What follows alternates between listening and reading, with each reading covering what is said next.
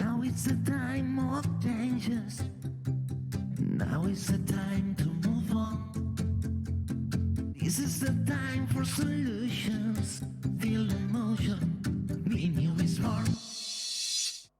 We need all of you. Now I'm connected to you. We need all of you. Be new will do it for you. This is the time for solutions. Be new is for you.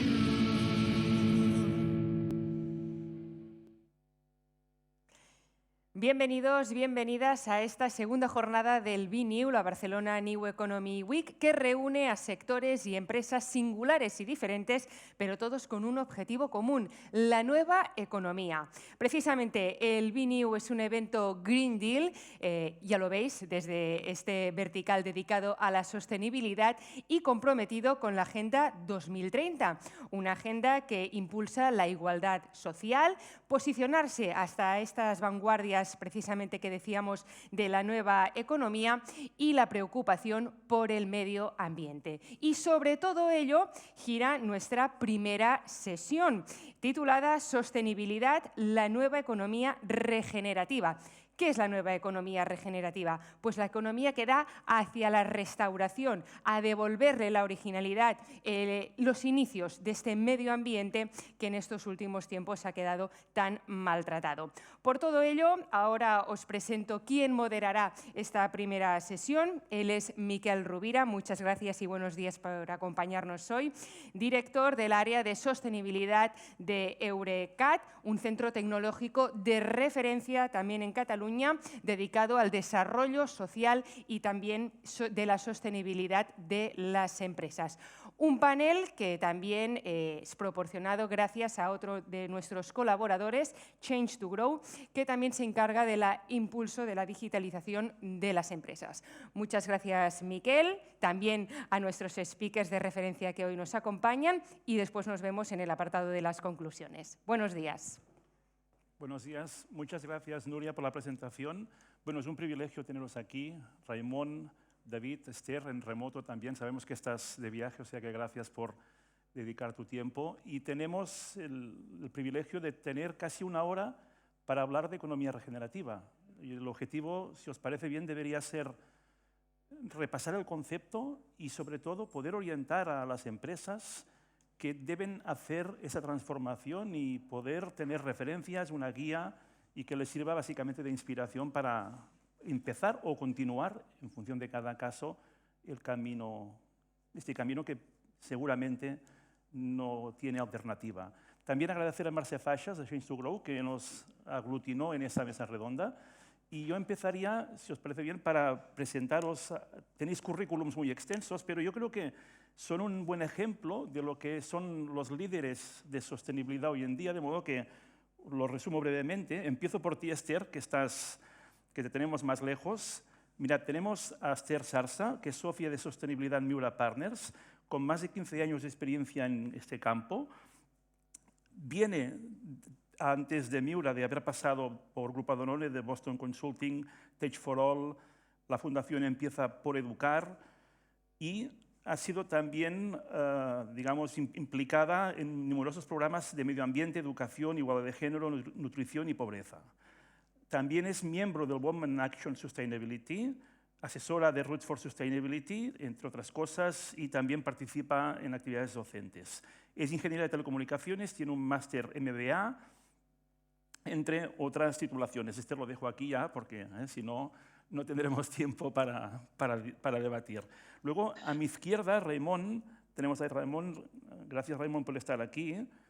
A ver, Raimon es socio fundador de Roots for Sustainability, cofundador y presidente de BitLab Spain, máster en Relaciones Internacionales y licenciado en Administración y Dirección de Empresas. Cuenta con 15 años, más de 15 años de experiencia profesional en la evaluación, análisis y desarrollo de estrategias empresariales, habiendo trabajado por numerosas empresas en este campo. Seguro que nos podrás poner ejemplos interesantes. Y por último, y por eso no menos importante, tenemos a David Serrano. David, gracias por estar aquí. David Serrano es, desde mayo de 2022, el director corporativo de ESG y Sistema de Gestión Integrada de Barcelona Serveis Municipals, y ingeniero industrial y diplomado en Ciencias Empresariales, y también MBA en Dirección y Organización de Empresas por la UPC. Más de 25 años de experiencia en los ámbitos de ingeniería, desarrollo de negocio, la energía y la sostenibilidad. Ha ocupado diferentes posiciones directivas en multinacionales energéticas y firmas de consultoría. Podéis ver que pues, tenemos unos ponentes en la mesa con un perfil muy variado, muy diverso, heterogéneo, típico de los perfiles de sostenibilidad, porque de alguna manera aglutina aspectos ambientales, sociales y también económicos. Pero bueno, entrando ya en materia, si os parece, y Esther, tú que estás también lejos, empezamos, si te parece, te lanzo una primera pregunta que podéis complementar, David y Raimon. La primera pregunta es, por favor, Esther, ¿qué es la economía regenerativa? ¿Qué persigue? ¿Cuándo nació ese concepto? Porque sí que es verdad que convive el concepto con lo que es la economía circular, la restauración, la economía verde, la taxonomía europea. Por lo tanto, ¿nos puedes, por favor, Esther, definir la economía regenerativa? Sí.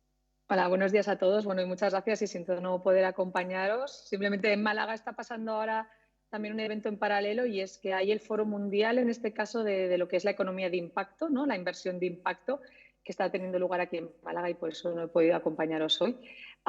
También me encanta la pregunta, Miquel, porque es decir que todo esto son como etiquetas, ¿no? Maneras de intentar ponerle nombre a cosas que han de cambiar, a cosas que se han de hacer diferente, ¿no? Y un poco emular también para que todo el mundo lo entienda, ¿no? Y lo pueda perseguir, ¿no? En el caso de la economía regenerativa, que fue como un poco como lo planteamos para este panel, ¿no? Es simplemente que nosotros, normalmente, bueno, todo el mundo sabe lo del círculo de la vida, ¿no? Y todo el mundo, ¿no? Un poco el Rey León, ¿no? Que la naturaleza es un ecosistema perfecto, donde no hay residuos, donde todo está perfectamente pensado y donde la naturaleza pues, ha hecho el mejor trabajo, la mejor obra de arte de la historia. ¿Qué pasa? El humano es extractor, es un proceso productivo extractor. Y como sabéis, aquí depende del país, pero bueno, consumimos 2 veces el planeta que tenemos, ¿no? Eso depende del país donde vivas, pues consumes más. ¿Qué pasa? Que el hecho de extraer estos recursos no los estamos como volviendo a generar, ¿no? Entonces llega un momento en que nos quedaremos, y parte del cambio climático, parte de todas las crisis y parte de lo que está ahora en la agenda también 2030 es, si seguimos así, pues va a haber un momento en que no haya recursos naturales para nosotros, ¿no? Porque los estamos consumiendo mucho más rápido que son capaces de regenerarse, ¿no? Entonces, ese es un poco el concepto de economía regenerativa. ¿Cómo logramos nosotros tener un sistema productivo, un sistema en el que podamos estar, que a la vez sea capaz no solo de hacer daño, o sea, de dejar igual, sino incluso de regenerar, ¿no? Porque el daño ya lo hemos hecho, ¿no? Hay como el concepto también de los 9 boundaries, ¿no? Los nuevos límites planetarios, de cosas que ya hemos consumido y que empiezan a ser ya irreversibles y cosas que aún estamos a tiempo de dar la vuelta, ¿no?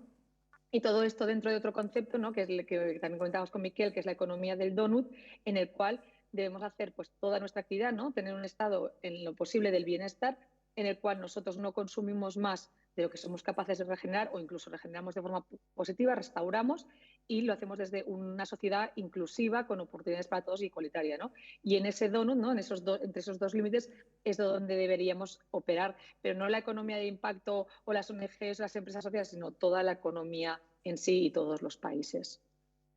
Muy bien, Esther, muchas gracias. Muy interesante, ¿eh? Es decir, por lo que comentas, se trata de no solo quedarse en lo que es reparar el daño que ha generado una actividad, sino ir más allá. Esto es muy interesante. Entonces, David, Raimon, ¿queréis matizar, comentar algo más en relación a esta definición? ¿Es un concepto muy antiguo? ¿Es relativamente nuevo? Es relativamente nuevo. Creo que esto viene del Capital Institute, de su fundador, de John Fulham. al final se resume, todo lo que ha dicho Esther, se resume en decir, tenemos que pasar de una economía extractiva y, por lo tanto, digamos, dañina, en el sentido de destructiva, a un tipo de economía donde regeneremos y creemos. Las bases de esto, Esther lo decía, digamos, tratan de llevarnos a pensar en que todos los sistemas vivos requieren de esta idea de regenerar y de crear. La economía es un sistema vivo también.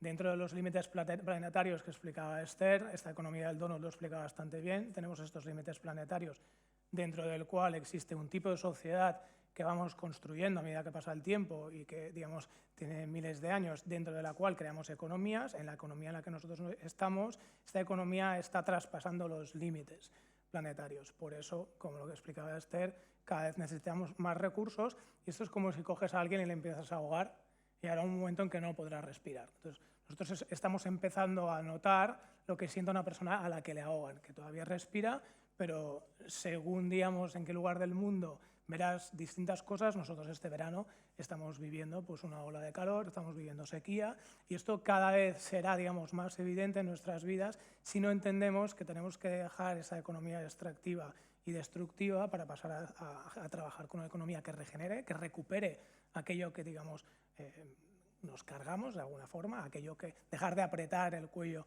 de la persona y crear, ¿no? Es decir, crear en el sentido de aprovechar al máximo los recursos del planeta. Igual que hay compañías pues, que se dedican a generar electricidad en base a energías fósiles, hay compañías que aprovechan todo el poder del sol para generar esa electricidad con tecnología basada en energías renovables, por ejemplo. Muy bien, Raimon, muchas gracias. David, tú que eres experto en energía, ahora Raimon habla de energía. ¿Quieres...? Bueno, yo querría hacer un nuevo matiz, ¿no? en lo que se ha comentado, que es que efectivamente consumimos 1,75 planetas, creo, pero esto es una media porque los ciudadanos americanos creo que consumen 5 y por lo tanto la lucha contra el cambio climático, vamos a decirlo así, o contra un nuevo modelo de economía, la implantación de un nuevo modelo de economía, nos lleva a un reto mucho mayor, que es el reto de desigualdad. Es decir, nosotros estamos en una economía que es depredadora de recursos, pero solo unos cuantos países estamos en este axioma y lo estamos haciendo a costa de que otros muchos países pues, estén con un derecho natural al desarrollo. Yo recuerdo que tuve la oportunidad hace muchos años en otro proyecto de hablar con un dirigente chino, concretamente, y hablábamos en términos de energía, de un 5% arriba o abajo. Y él decía, ya, pero es que el 5% de China es todo Francia en aquel momento. Por lo tanto, hay una cuestión también de escalas y de magnitudes.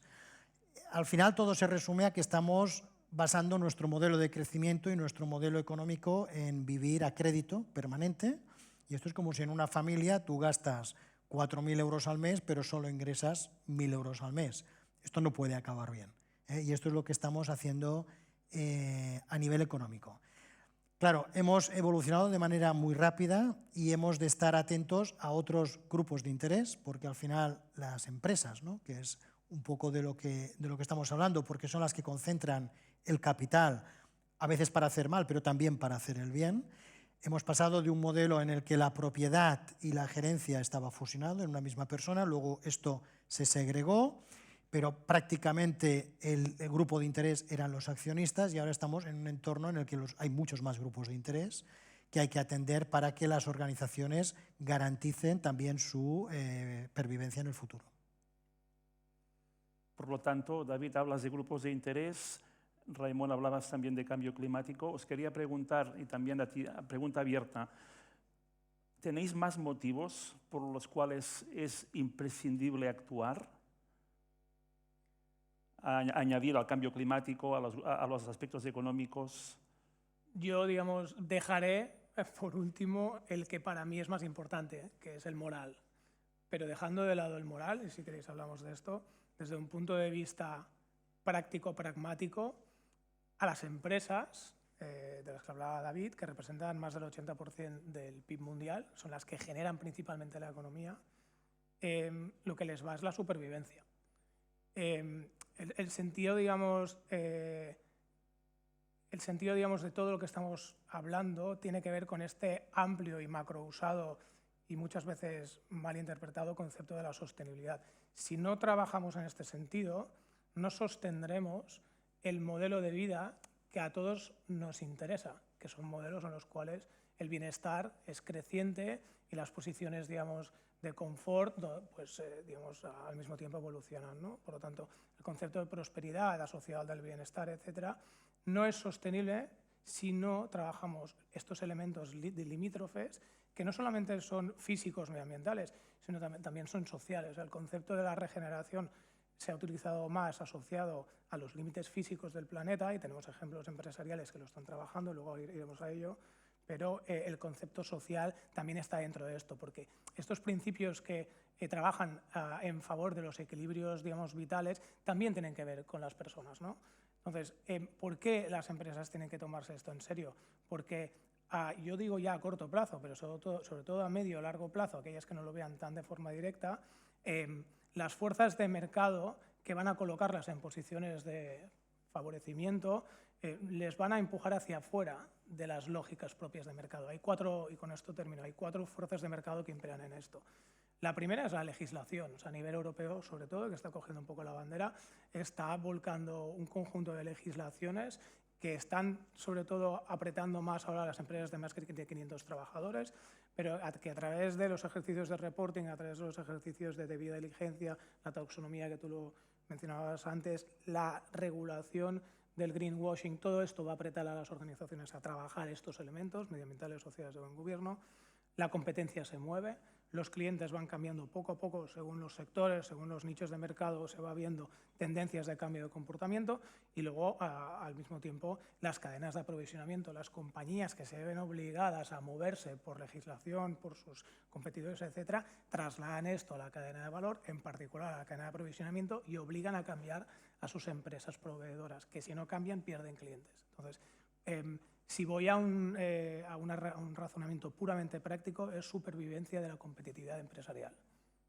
Muy bien, es decir, que la sostenibilidad, si comparamos con el concepto hace 10 años, ya hoy en día es algo indisociable de la empresa, ¿verdad? No es algo colateral, no se limita a una regulación que hay que cumplir, sino que, Raimon, comentas que es imprescindible para garantizar la competitividad de las empresas. Yo estoy convencido de esto. Sí. Muy bien. Esther, ¿quieres añadir algo en relación a ese concepto de acabarnos de convencer por si hay algún indeciso o indecisa en la sala o en la audiencia? ¿Es realmente necesario actuar? Sí, aquí, complementando porque todo lo que ha dicho Ray es hipercompleto, también a veces la gente disocia que cuando hablamos, por ejemplo, ¿no? Siempre es más fácil hablar a veces de medio ambiente, es más visible, es más medible, ¿no? El cambio climático, los problemas que tenemos, entonces, estos 9 límites planetarios, pero ¿qué pasa? Que normalmente aquí 2 problemas, ¿no? Que esto normalmente a quien le afecta son a las comunidades más vulnerables, que todo el hecho del cambio climático, los primeros afectados son, pues lo que decíamos, ¿no? Países en vías de desarrollo, que luego tienes efectos migratorios muy fuertes, mucha inequidad, ¿no? La inequidad también se vio con el COVID, siempre afecta, pues eso, a las poblaciones y a las comunidades más vulnerables, y que todo eso ya genera un malestar que ya no es solo un efecto más a largo plazo que se puede ver del cambio climático o de esos recursos que vamos viendo que los vamos consumiendo, ¿no? Con el ejemplo que ponía de ahogar Ray, sino que es que se ve en el corto que ya hay efectos y que eso también afecta en muy gran medida al tema social. Y ahí lo que hacíamos, ya visto de un punto casi frío y empresarial, pues que normalmente estos países son los primeros en la cadena de valor, pues hay un problema en la vía de suministro, aparte de todo un tema de pues, inmigración, de caos social, y que realmente, pues lo que decíamos, ¿no? Ese equilibrio entre lo medioambiental y lo social, y que realmente, pero que está totalmente interlinkado, ¿no? Que a veces queremos hablarlo de una forma totalmente separada y ese sentido de urgencia, pues eso, ya no es solo por la parte medioambiental y de recursos, sino por la parte social. Muy bien, Esther, gracias. Es decir, haces hincapié en la componente social. Muchas veces hablamos de sostenibilidad y pensamos, yo el primero, porque mi formación es técnica en los aspectos ambientales, pero sin duda los aspectos sociales pues, van emergiendo y van tomando cada vez más fuerza. David, como directivo de una empresa pública, ¿Cuán lejos están las empresas públicas de llegar a una economía regenerativa plena? Porque el concepto es súper interesante, pero no me negarás que es todo un reto, que es difícil pensar en una economía regenerativa instaurada al 100%. ¿Cómo lo ves? Bueno, yo diría que hay que separar lo que es administración pública de empresa pública, que son conceptos. Entonces, la empresa pública, al final, como toda organización, comparte los retos de todas las organizaciones, de todas las empresas, pero magnificados por la obligación moral y real que tenemos de ser tractores de nuevas prácticas. Yo creo que la empresa pública, en la medida en que tiene capacidad para vehicular capitales, como empresas privadas, pero para llevar a cabo grandes transformaciones, tienen que hacerlo con una mirada muy clara en materia de sostenibilidad, no solamente por la supervivencia a largo plazo, que tal vez en la empresa pública es un concepto mucho más diluido que en una empresa privada, sino por un tema de ética, de responsabilidad y de tracción. Por ejemplo, nosotros en la empresa que yo represento somos un ejemplo de organización que trabaja en beneficio de la ciudad de Barcelona y del bienestar de Barcelona, y hacemos muchísimas cosas que no tienen una finalidad estrictamente económica. Si bien tenemos que garantizar nuestra sostenibilidad económica, porque somos una empresa que gran parte de nuestras actividades concurren en mercado, por ejemplo, el Parque de Atracciones del Tibidabo o el Zoo de Barcelona o la red de aparcamientos, lo hacemos con una mirada muy basada en la sostenibilidad y en el impacto como concepto global. Por ejemplo, nosotros, toda nuestra energía es de origen renovable, como no puede ser de otra manera desde hace ya muchos años. Esto permite que, por ejemplo, conciertos o ferias o celebraciones que tienen lugar en el Palau Sant Jordi o en la Anella Olímpica o en el Fòrum, pues estén ambientalizadas porque se nutren de una energía 100% renovable. Pero creemos que no es suficiente. Creemos que pagar la energía un poquito más cara para que sea de origen verde, esto es algo que, bueno, es un primer paso colectivo, pero esto es altamente insuficiente, es un producto de mercado. Nosotros estamos desplegando instalaciones renovables de autoconsumo compartido, porque pensamos que esta energía tiene que ser también de kilómetro cero, tenemos una obligación de ambientalizar la red eléctrica y sobre todo de ser un escaparate a la ciudadanía para que vean que estas prácticas pues, es el camino a seguir. En otros proyectos, otro ejemplo es el Endoia. Nosotros promovemos la red de puntos de recarga con diferencia más grande de todo el Estado español y del sur de Europa. Tenemos 700 puntos de recarga solo en la ciudad de Barcelona. Llegaremos a 1000 este año. Y esto lo hacemos no desde una mirada o una perspectiva económica, porque la ocupación hoy todavía es muy insuficiente, nos podríamos ahorrar muchísimos de estos puntos, pero creemos que es el modelo para traccionar una nueva movilidad, una movilidad eléctrica sostenible, porque las personas no comprarán vehículo eléctrico si no tienen lugares donde recargarlos, ¿no? Y sabemos lo del futuro, porque esto lo estamos haciendo en una red de aparcamientos, la más importante de Barcelona, donde también entendemos que los aparcamientos se han de convertir en hubs de movilidad, en puntos de última milla, en puntos de car sharing, en puntos de recarga, es decir, no el concepto de aparcamiento al uso, ¿no?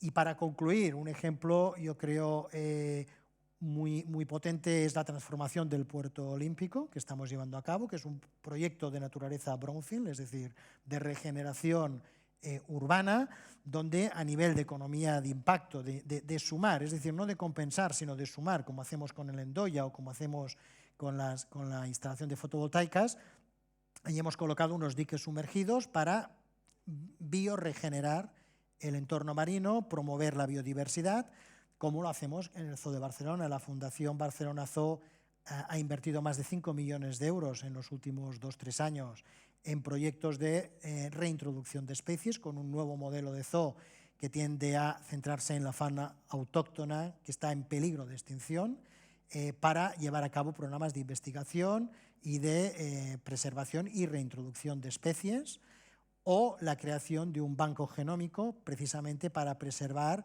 la línea celular de todas estas especies en peligro de extinción, para la investigación y para, esperemos que no lleguemos, pero tal vez su reintroducción cuando estas especies se extingan, que estamos en camino de ello en muchos casos. Qué interesante, David. Es decir, que De alguna manera sois un faro que orienta a la sociedad, a los consumidores y también a otras empresas. Lo pretendemos ser desde una gestión pública excelente y escaparate y comunicadora de las buenas prácticas, sobre todo con mucha labor de sensibilización, porque este es un camino, el reto es colectivo, el reto es absolutamente colectivo y es muy legítimo que haya muchas personas que incluso nieguen el cambio climático, ¿no? Porque digan, pero esto, calor de vez en cuando siempre ha hecho. No hay que confundir meteorología con episodios climáticos, con cambio climáticos, que es el cambio. Yo siempre pongo un ejemplo, que es el planeta Venus. El planeta Venus, hace 1000 millones de años, era un planeta oceánico con condiciones de vida muy parecidas a la Tierra. Es un planeta totalmente gemelo. Solo tuvo una pequeña diferencia, que tuvo muchísimas erupciones volcánicas. De hecho, hoy su atmósfera es de CO2 prácticamente.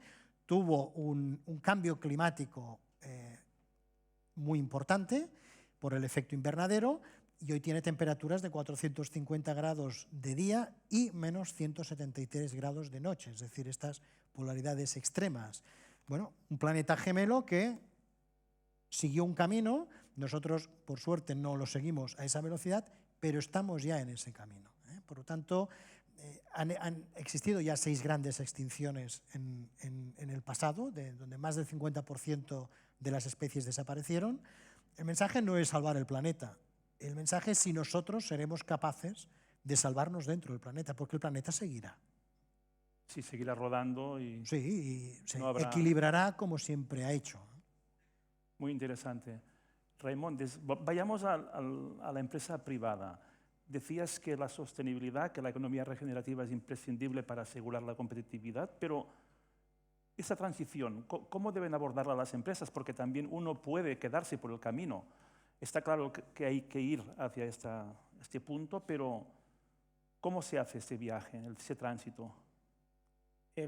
Yo siempre digo que no es una cuestión de ser sostenible, sino que es una cuestión de ser más sostenible. El camino de serlo más, uno lo que debe plantearse es, en última instancia, cuál es la razón de existir como organización y qué se perdería el mundo si no existiera, ¿no? Entonces, si estas respuestas son en positivo, en relación a ese concepto del bienestar que todos buscamos, que comentaba antes, estas compañías son más imprescindibles y por lo tanto ayuda más al concepto de sostenibilidad, donde se equilibra el impacto medioambiental, el impacto social y el impacto, digamos, en términos de buen gobierno, transparencia, etc.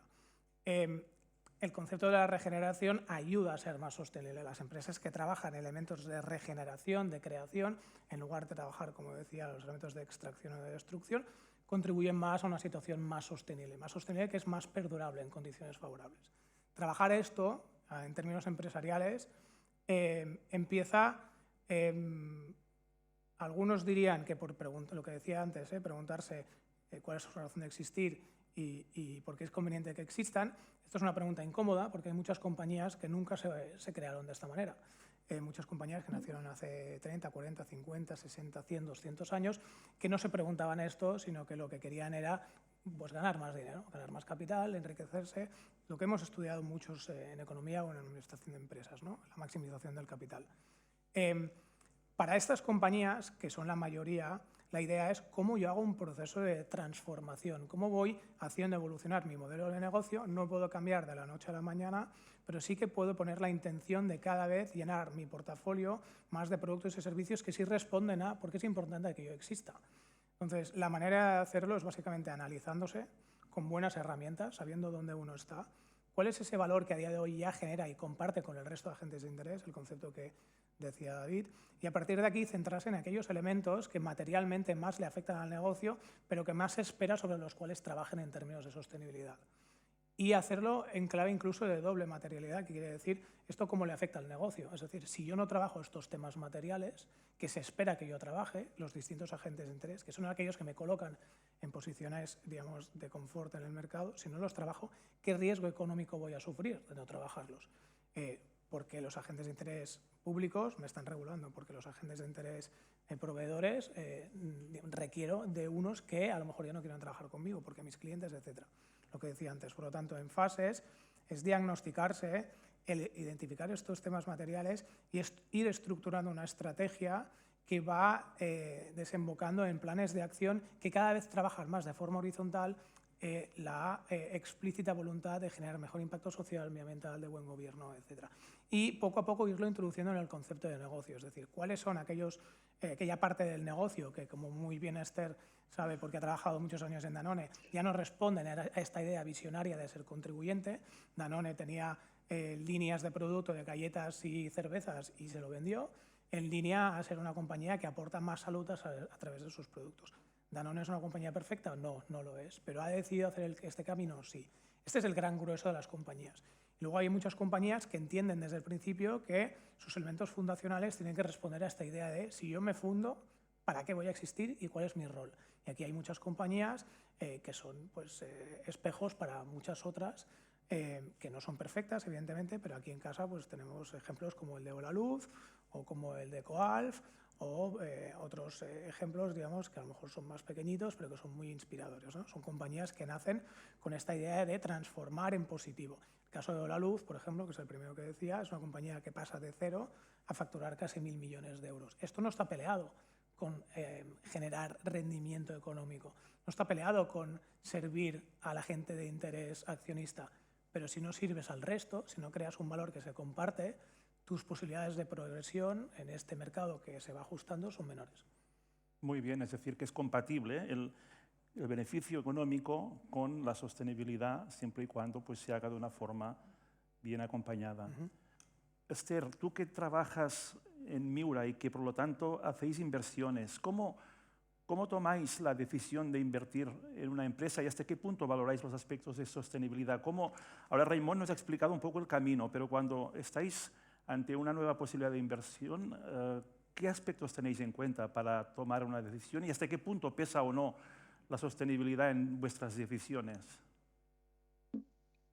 Aquí también en el mundo financiero, aquí comentaros varias cosas, ¿no? Una, en estas cosas que comentaba Ray antes, ¿no? De los clientes, los proveedores, la legislación y el capital, ¿no? O sea, al final, cada vez más el mundo financiero tiene un rol muy importante en la sostenibilidad, en dónde invierte ese capital y cómo valora las cosas, ¿no?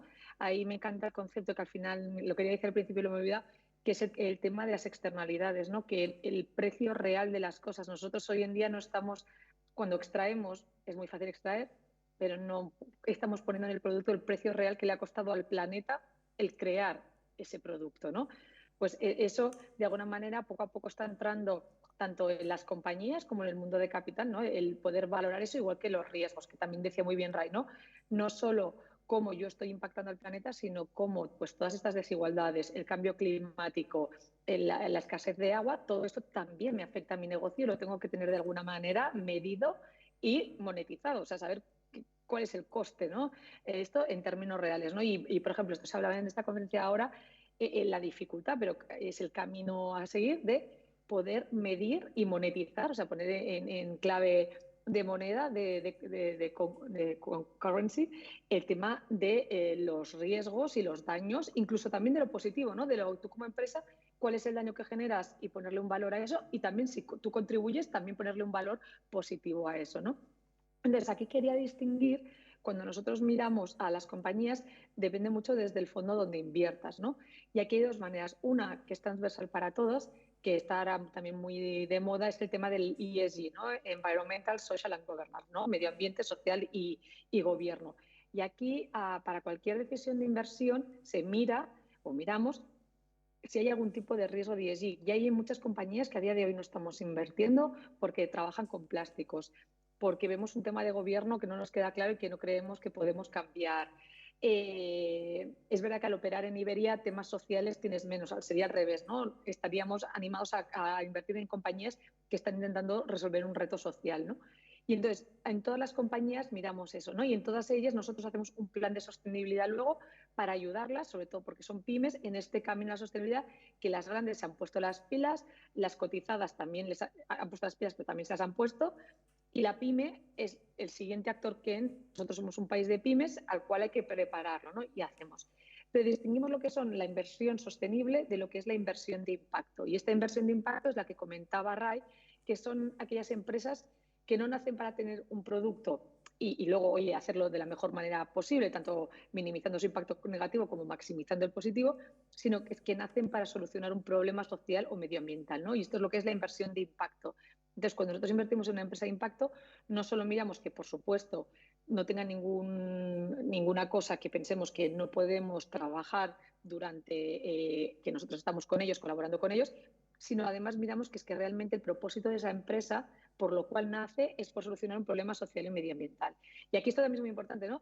Porque es importante el qué y el cómo, es decir, que quiera solucionar, me lo invento, un reto medioambiental, pero también el cómo lo hace, cuidando bien a la comunidad, cuidando a sus empleados, con buenos métodos de gobierno, es también importante. A mí no me sirve una empresa que nace con una voluntad de solucionar, lo que decía, como un problema medioambiental, pero que luego, a la hora de ejecutarlo, el cómo no está cumpliendo con unos estándares altos, ¿no?, de sostenibilidad. Y ahí siempre utilizamos B Corp, ¿no?, porque nos parece el mayor estándar que hay a nivel de gestión empresarial en términos de sostenibilidad y también de impacto, para asegurarnos que estas compañías siguen el buen camino, ver qué puntuación tienen y cómo van evolucionando, ¿no?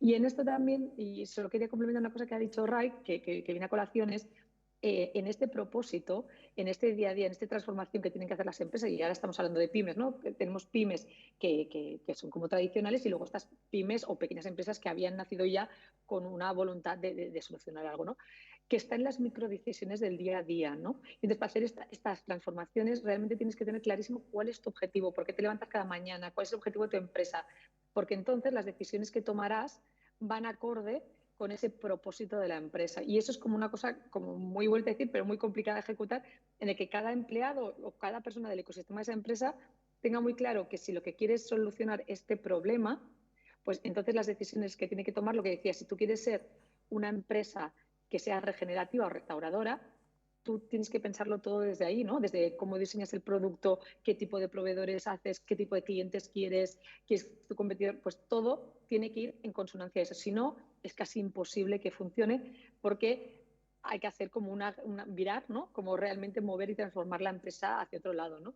Aquí, por poner un ejemplo que es un poco diferente, pero que me parece que yo, cuando dirigía la ONG, decía que había dos maneras de dirigir una ONG, que tú quieres hacer la ONG más grande, y a mí eso me parece que de alguna manera te volvías cómplice de la causa, o querer desaparecer como ONG. Y si tú quieres desaparecer como ONG, tu manera de trabajar el día a día de la ONG es totalmente diferente, porque lo que tú quieres es realmente solucionar la causa para tú dejar de existir. Pues esto sería no dejar de existir la empresa porque necesitamos el producto, pero realmente cómo lo piensas todo para que realmente sea regenerativa, sea equitativa, incluso, como yo digo, no necesites un departamento de sostenibilidad porque está totalmente integrado en el modelo de negocio.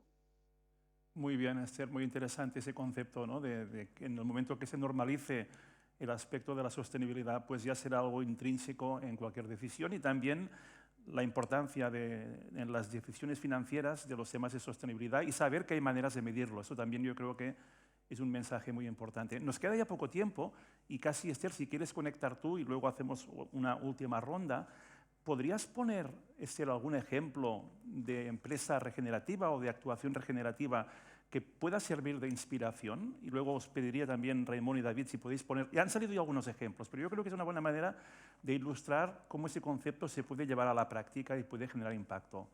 ¿Te atreves, Esther, a empezar? Sí, a ver, a lo mejor no es regenerativo perfecto, como decía muy bien Raino, pero a lo mejor el ejemplo que conozco más es Danone, porque estuve 9 años allí, y también porque viví como toda la evolución de como la compañía, ¿no?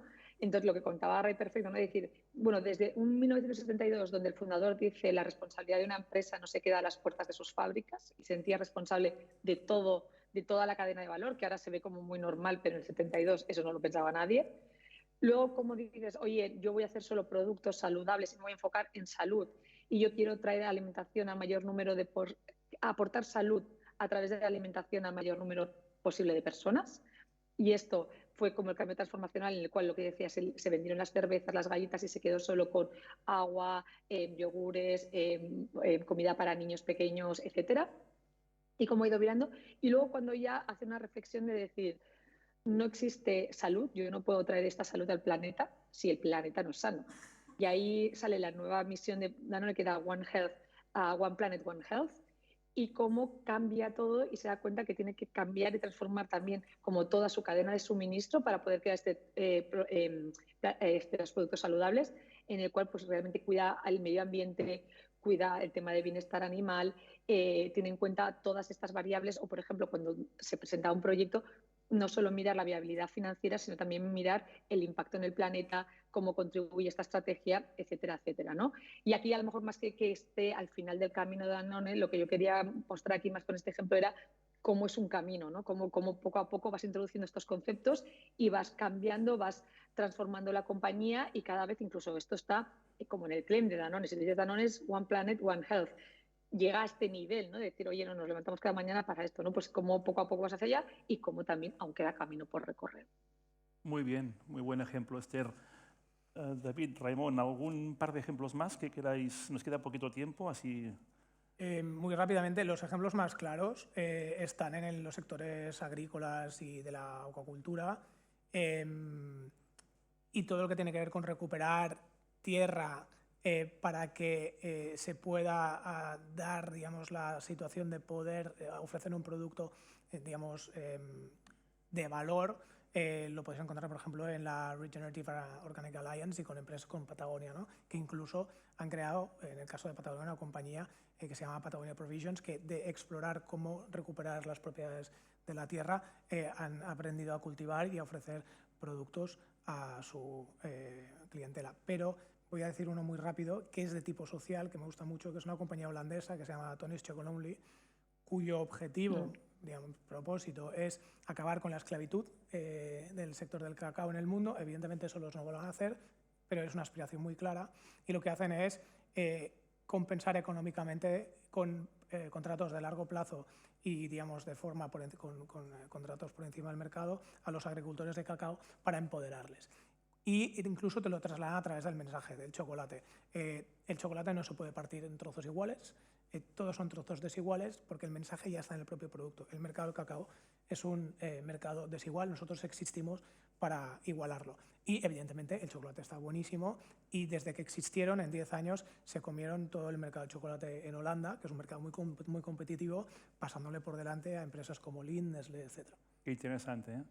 David, antes nos ponías ejemplos del Endolla, pero ¿quieres algún otro? ¿Quieres añadir algún otro? Yo más que... Yo querría dar dos ideas. Más que ejemplos, vale. Ahora ya desde el punto de vista ambiental, yo creo que es muy importante la parte social. Nosotros también trabajamos mucho la parte social. En BSM estamos adheridos a programas pues para que colectivos con riesgo de exclusión pues puedan visitar nuestros zoo, puedan ir a conciertos. Por lo tanto, a acercar la cultura a colectivos desfavorecidos.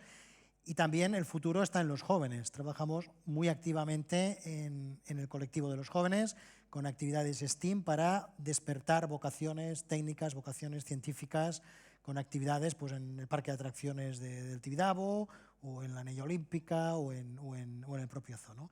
Y yo como último mensaje positivo es que esto es un camino que lo vamos a hacer por convencimiento o lo vamos a hacer por imposición, porque la buena noticia es que va a ser muy difícil hacer negocios en contra de la sostenibilidad y que la regulación nos va acompañando a cada vez ser más honestos, más concretos y más transparentes en aquello que hacemos por algo muy práctico, que es que los capitales siguen estando donde estaban más o menos, y el capitalista, el que tiene que invertir, que antes tomaba una decisión de inversión basada estrictamente en parámetros económicos, ahora tiene que analizar estados no financieros, qué conexión tienes tú con la comunidad, qué contrato emocional tienes con tu entorno, qué impacto tienes, porque sin hacer esta lectura ya no puedes tener claro que esa empresa va a seguir dando estos rendimientos. Por lo tanto, esto es lo que hace que yo, que he vivido mucho el mundo de la energía muchos años, pues por un convencimiento mayor o menor, con más habilidad o menos, o con mayor rapidez o menos, pero es un ejemplo de sector que ha pivotado rápidamente hacia las energías renovables, sencillamente porque lo tiene que hacer, porque la energía se ha democratizado, el consumidor ya no existe, ya no es un abonado, es un prosumer, es alguien que quiere tener una relación de igual a igual, de, oiga, yo produzco, y también compro, pero también produzco. Y por lo tanto, esto ha llegado a otros sectores, a otros grupos de interés, a otros inversores de tamaños diversos que están revolucionando el sector. Y la energía en el abanico de la sostenibilidad es el clavito que une todo, porque es el 80% en materia ambiental. Bueno, perdonad porque es que estaremos ya fuera de tiempo. Yo creo que se han dado algunas conclusiones muy interesantes, pero me he apuntado dos frases que, si también nos están escuchando a través de streaming, son impactantes. Una es que la economía es un sistema con límites planetarios. Aquello de que viene el lobo, es evidente, ¿no? Y también la que hacía referencia a David. No seremos nosotros capaces de salvarnos, y esta es la cuestión, no que el planeta pues, pueda desaparecer, ¿no? Y los ejemplos los encontramos con Venus, ¿no? Cuando comentabas también todo lo que pasó, ¿no? Con su extinción. Bueno, su regeneración, mejor dicho, ¿no? Yo creo que también son dos frases para impactarnos. Una pregunta, y pido mucha brevedad. ¿Se ha calculado este coste de oportunidad en esta apuesta para una economía regenerativa? Porque yo creo que desde el punto de vista de una empresa pública es mucho más fácil implementarlo, pero a una pyme, precisamente que os habéis referido antes, este coste que quiero reiterar de oportunidad, pero coste al fin y al cabo, ¿se ha calculado cuál es? Porque al final es aquella inversión que dices, vale, estoy obligado, pero ¿qué herramientas tengo yo o qué margen tengo? No sé si brevemente se me puede responder. Yo pondría un ejemplo. Esto es una fuente de oportunidades, sobre todo. Yo pongo un ejemplo de una empresa que en su momento asesoré, que es LC Papel. LC Papel, que bueno, producen por rollos de papel, ¿no? De higiénico, etcétera, y se les ocurrió empaquetarlos en cajas de cartón, que parece lógico, ¿no? ¿Por qué voy a empaquetarlo en plástico si yo produzco papel? Y es más fácil de transportar, de apilar, etcétera. Bueno, la innovación es esto, la innovación es cocinar un plato muy diferente con los mismos ingredientes vistos desde otra perspectiva. Abro la nevera y a ver qué me encuentro, ¿no? Y a ver qué me encuentro. Bueno, muchas gracias. Perdonad porque es que ya estamos fuera de tiempo. Gracias Raimon, Esther, David y obviamente también a Miquel Rubira, Eurecat y a Change to Grow también, que ha colaborado en este panel. Breve pausa y volvemos. Gracias.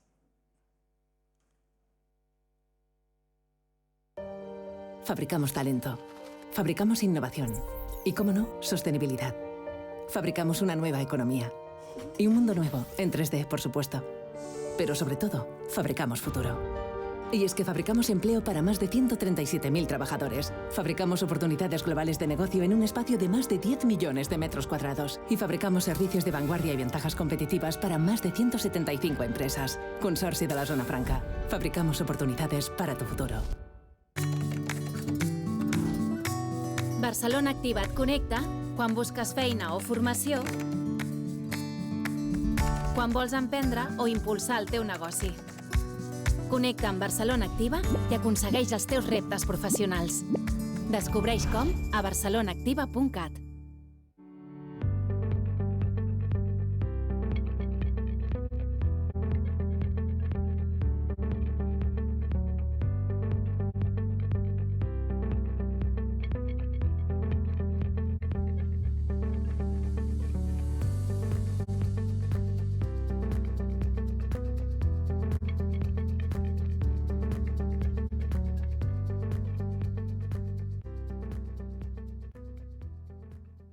Barcelona means relaxing. It means flying. Barcelona means discovering. It's sharing. Barcelona means touching the sky. Barcelona means stopping time. Barcelona is life. It's love. Barcelona is unique. It means countless likes. Which Barcelona do you know? Discover them all at barcelonaismuchmore.com. Catalunya és un país que es mou. Milions de persones es desplacen cada dia.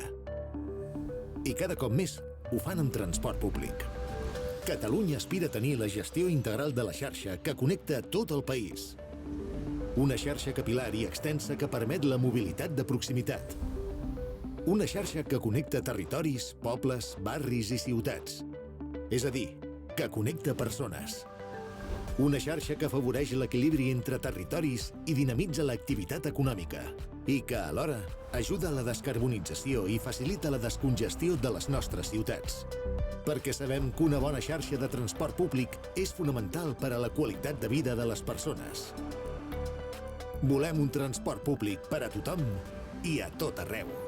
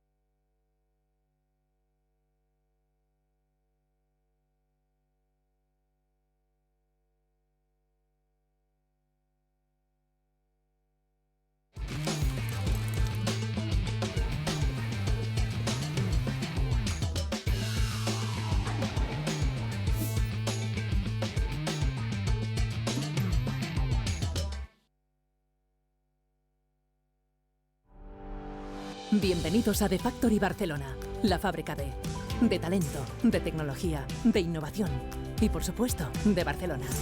Y es que The Factory consolida a Barcelona como la capital europea de la industria 4.0, de la digitalización, de la transformación, creando en la ciudad 1.500 puestos de trabajo directos y 5.000 indirectos, cerca del metro, del puerto y del aeropuerto, e impulsada por el Consorci de la Zona Franca de Barcelona.